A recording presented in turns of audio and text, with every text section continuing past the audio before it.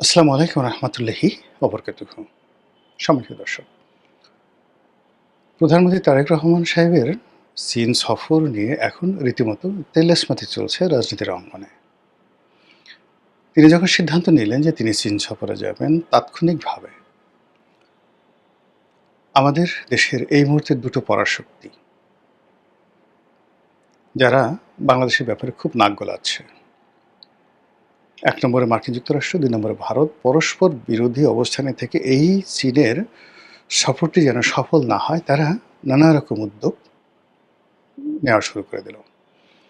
এবং সেই উদ্যোগের মধ্যে সবচেয়ে একটা দৃশ্যমান উদ্যোগ বাংলাদেশে, সেটা হলো মিস্টার ব্রেন্ট ক্রিস্টেনসেন। তিনি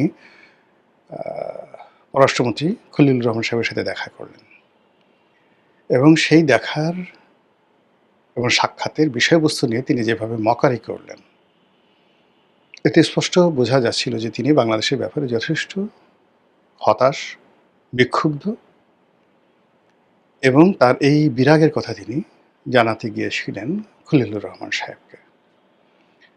দ্বিতীয় যে বিষয়টি দেখলাম, যে প্রধানমন্ত্রী তারেক রহমান সাহেব যেই সময়টিতে বেজিংয়ে থাকবেন, ঠিক সেই সময়টাতে চীন সরকারের দ্বিতীয় গুরুত্বপূর্ণ ব্যক্তি, চীনের পররাষ্ট্রমন্ত্রী, তিনি সঙ্গত কারণে সেখানে থাকবেন। আমাদের পররাষ্ট্রমন্ত্রী যাচ্ছে, কিন্তু ওই সময়টাতে ভারত কী করলো, কৌশল করে পররাষ্ট্রমন্ত্রীকে দিল্লিতে নিয়ে এলো, চীনের পররাষ্ট্রমন্ত্রী জয়শঙ্করের সাথে বৈঠকের জন্য। অথবা চীন কৌশল করে তার পররাষ্ট্রমন্ত্রীকে সেখানে পাঠিয়ে দিল। ফলে এই যে বৈঠকটি, এই বৈঠকটি থ্রু মোফা, পররাষ্ট্র মন্ত্রণালয়ের মাধ্যমে যে প্রোটোকল হয়, সেই প্রোটোকল দিয়ে যে হয়নি, এটি আমরা স্পষ্ট বুঝতে পারছি এখন। তো দ্বিতীয় যে ঘটনাটি, সেটা হলো যখন তারেক রহমান সাহেব গেলেন, আওয়ামী লীগের যারা লোকজন আছেন, বিএনপি বিরোধী শক্তি যে আছেন, তারা সবাই বলাবলি করলেন যে আরে গেছে গেছে গেছে, কিচ্ছু হবে না, একেবারে ওখান থেকে খালি হাতে ফিরতে হবে। দ্বিতীয়ত ওখানে মানে শি জিংপি, তার সঙ্গে তার দেখা হবে না, কথাও হবে না, বড় জোরে হ্যান্ডশেক হতে পারে। যা হোক, পরবর্তীতে যখন দেখা গেল যে না, প্রেসিডেন্ট তাকে যথেষ্ট সম্মান দিয়েছেন, মানে আমাদের প্রধানমন্ত্রীকে সম্মান দিয়েছেন, তাদের মধ্যে বৈঠক হয়েছে, সৌহার্দ্যপূর্ণ কথাবার্তা হয়েছে, বাংলাদেশের সাথে সম্পর্ক নিয়ে মিস্টার শি যে বক্তব্য দিয়েছেন, সেটি এখন রীতিমতো ভাইরাল। যা হোক, সেইভাবে আওয়ামী লীগের লোকজন মোটামুটি ৬-৭ ঘন্টা চুপ থাকলো। এ কী হলো? তাদের যে নেত্রী চীন সফরে গিয়ে তার সর্বনাশ তিনি ডেকে নিয়ে এসেছিলেন। আর বিএনপি যে কথা বলার চেষ্টা করেছিলেন যে শেখ হাসিনার যেখান থেকে শুরু, মানে শেষ, এই চীন দিয়ে শেখ হাসিনার শেষ হয়েছে, সেই চীন থেকেই তারেক রহমানের শুরু হলো। বিশেষ করে চীনের প্রেসিডেন্ট যখন মেনশন করলেন যে তারেক রহমান সাহেবকে তৃতীয় জেনারেশনের, থার্ড জেনারেশনের ঐতিহ্যবাহী একটি রাজনীতির ধারক বাহক বললেন। অর্থাৎ তিনি প্রধানমন্ত্রী, তার মা প্রধানমন্ত্রী, তার বাবা প্রেসিডেন্ট। তো সে অর্থে শেখ হাসিনা দ্বিতীয় জেনারেশনের, তার কাছে শুধুমাত্র বঙ্গবন্ধুর লিগেসি রয়েছে। তো সেক্ষেত্রে যদি আভিজাত্য ধরেন, যেটিকে বলা হয় অ্যারিস্টোক্রেসি, তো সেই আভিজাত্যের প্রাচীনত্বে তারেক রহমান সাহেব এক ধাপ আগানো, এক জেনারেশন আগানো। তো সেই অর্থে বিএনপির যারা লোকজন, তাদের বক্তব্য যে দেখো দেখো দেখো আমাদের প্রধানমন্ত্রী কতটা ঐতিহ্যবাহী, যে চীনের প্রেসিডেন্ট, কিংবা তিনি যখন মালয়েশিয়াতে গেলেন, মালয়েশিয়ার প্রেসিডেন্ট বারবার তার মার কথা স্মরণ করছেন, তার বাবার কথা স্মরণ করছেন। কিন্তু শেখ হাসিনা যে বিদেশে গেছেন কখনো, তো তিনি তো সেই লিগেসিটা ধারণ করতে পারেনি। এর কারণে বঙ্গবন্ধুর সঙ্গে যাদের খাতির ছিল, তারা সবাই মরে গেছেন। আর শেখ হাসিনার যে বয়স, প্রায় 78 ইয়ার্স ওল্ড নাও, তো তিনি বিশ্বের যে কজন বয়স্ক বা বয়স্কা রাজনীতিবিদ আছেন, তাদের মধ্যে শীর্ষতম। ফলে তাকে নিয়ে স্মৃতিচারণ করার, তার বাবাকে নিয়ে স্মৃতিচারণ করার ঘটনা ঘটেনি। তো সেই অর্থে শহীদ প্রেসিডেন্ট জিয়াউর রহমান, বেগম জিয়া, তাদের যে উত্থান, তাদের কর্মজীবন, এই সব মিলিয়ে এখন এই রাজনীতিতে যারা আছেন, অনেকে স্মৃতিচারণ করতে পারছেন। সেই অর্থে চীনের যে প্রেসিডেন্ট, তিনিও স্মৃতিচারণ করলেন, এবং এটি নিয়ে বিএনপির যারা লোকজন আছে, তারা তো মহা খুশি।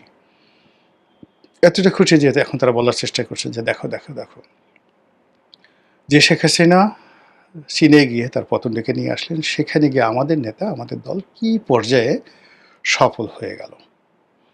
কিন্তু এটাও আবার বেশি, মানে ৬ ঘন্টার বেশি স্থায়ী হলো না।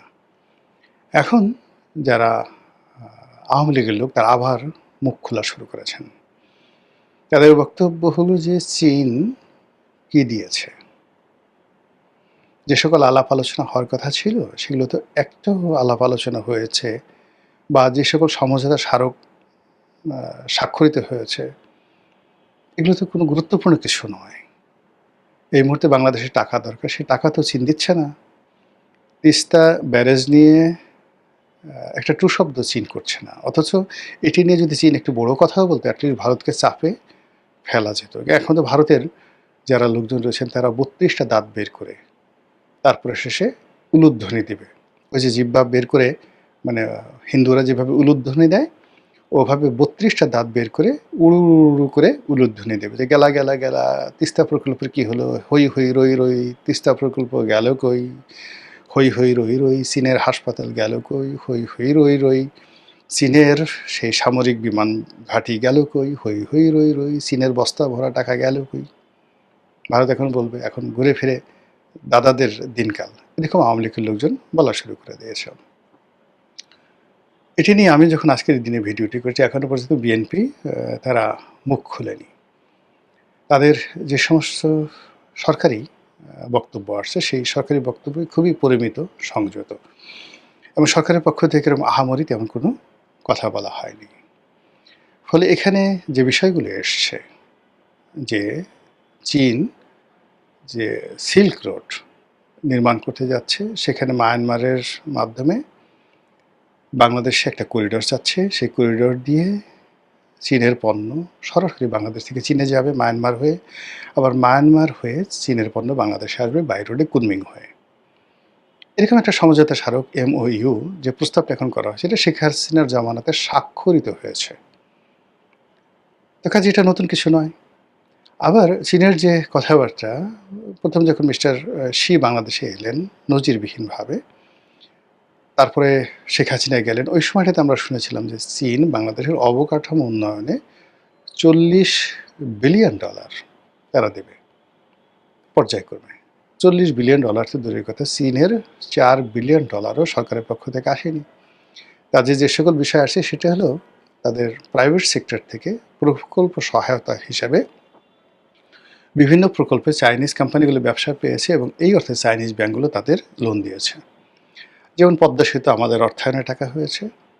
এই কাজ উঠিয়ে নেওয়ার জন্য চীনা কোম্পানিকে সরকার নিয়োগ দিয়েছে, আর চীনা কোম্পানি সেই কাজগুলো করার জন্য চীনের ব্যাংক থেকে লোন নিয়েছে, এবং সেই লোনের গ্যারান্টার হয়েছে বাংলাদেশ। ফলে ওই যে কোম্পানিগুলো কাজ করেছে সেগুলো সরাসরি কৌশলে বাংলাদেশের উপর এসে পৌঁছে গেছে। এই হলো মূল ঘটনা। কিন্তু চীন সরকার সরাসরি বাজেটারি সাপোর্ট হিসেবে বাংলাদেশকে একটি ফুটো পয়সাও দেয়নি। তারা এখানেও প্রত্যেকটা ক্ষেত্রেই তারা একই কাজ করেছে। যেমন দেখা গেল যে এক্সপ্রেসওয়ে হয়েছে, মেট্রো রেল হয়েছে।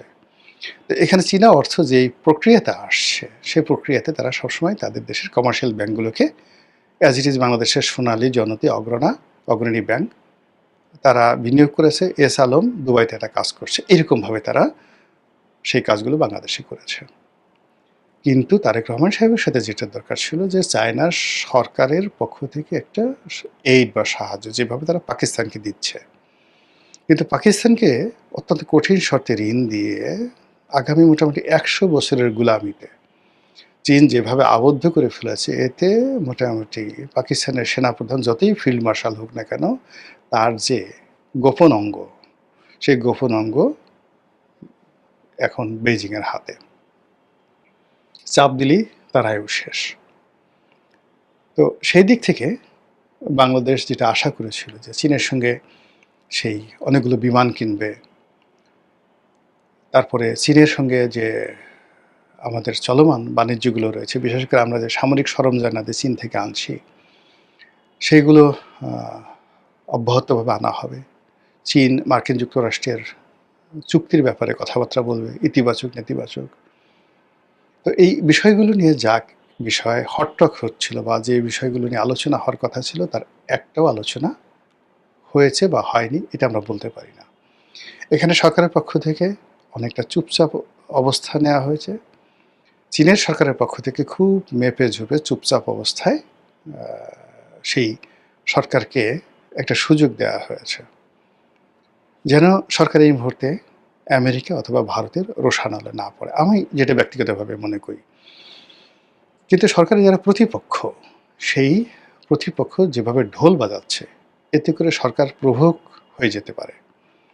এতে করে সরকারের যে কর্মকাণ্ড, সেই কর্মকাণ্ডে স্থবিরতা চলে আসতে পারে। এতে করে সরকারের যে শক্তিমত্তা রয়েছে, সেই শক্তিমত্তায় দুর্বলতা দেখা দিতে পারে। এই গেল একটা।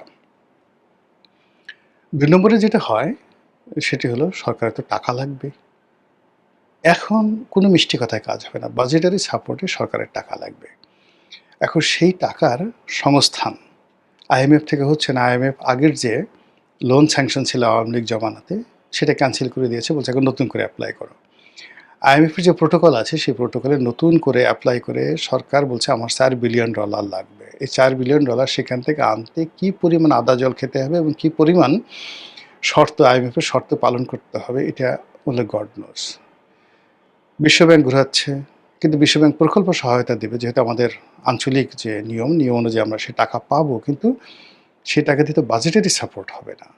কিন্তু সরকার তো বাজেটকে সাপোর্ট দেওয়ার জন্য টাকা লাগবে, যে টাকা চীন দেবে। কিন্তু চীনের পক্ষ থেকে এই বিষয়গুলোতে কোনো রকম ইতিবাচক সাড়া দেওয়া হয়েছে বলে আমরা বলতে পারি না। ফলে এই যে চীন ভ্রমণ করে আসলেন, এটা নিয়ে এক পক্ষের আনন্দ, অপর পক্ষের হতাশা, বা অপর পক্ষের হতাশা, এক পক্ষের আনন্দ, এটা এখনও সেটেল হয়নি।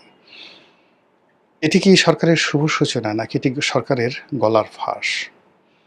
এটি কি তারেক রহমান সাহেবের যে চীন বিজয় হিসেবে চিহ্নিত হবে, নাকি তার সরকারের প্রথম একটা ফরমাল যে ব্যর্থতা, এই ব্যর্থতা আন্তর্জাতিক অঙ্গনে ধরা পড়বে? এটা হয়তো আমরা আরও ১-২ সপ্তাহের মধ্যে জানতে পারব। মহান আল্লাহ আমাদের সবাইকে হেদায়েত দান করুন এবং হেফাজত করুন। আসসালামু আলাইকুম ওয়া রাহমাতুল্লাহি ওয়া বারাকাতুহু।